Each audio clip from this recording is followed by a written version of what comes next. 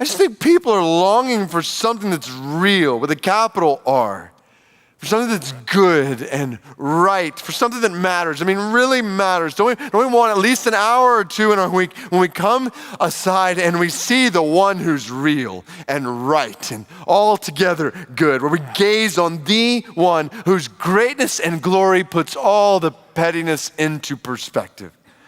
Don't we want to come aside at some point in the week, not to see more of the same that we can get everywhere else in a world of wickedness and evil? Don't our souls long to see a glimpse of the God whose righteousness and justice will ultimately reign?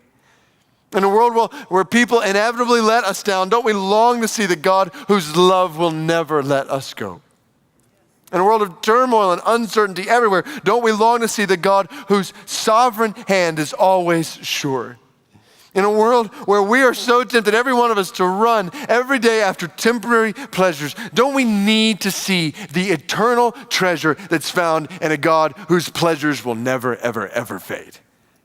Church, we want God. We want to glorify God more than we even want to appease or entertain or center around ourselves. Just think about it. I was thinking about it as we were singing.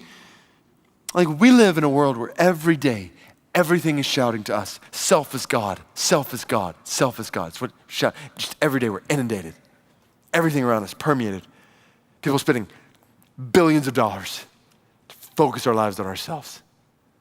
And if we're not careful, we'll create a whole church culture where we gather together every Sunday and say the same thing. Self is God, self is God, self is God. I heard on this radio this morning, supposedly Christian teaching that was promising prosperity in this world if you follow God. And I just thought, we've just made God a means to an end. God is the way to get more stuff for us. We've created a whole church culture that revolves around us, around worldly things we want, around the comforts we cling to, around the songs we prefer, around the sermons that suit our taste. When somewhere at some point we all desperately need to hear, you're not God. You're not God. You're not God. It's not about you. It's about Him.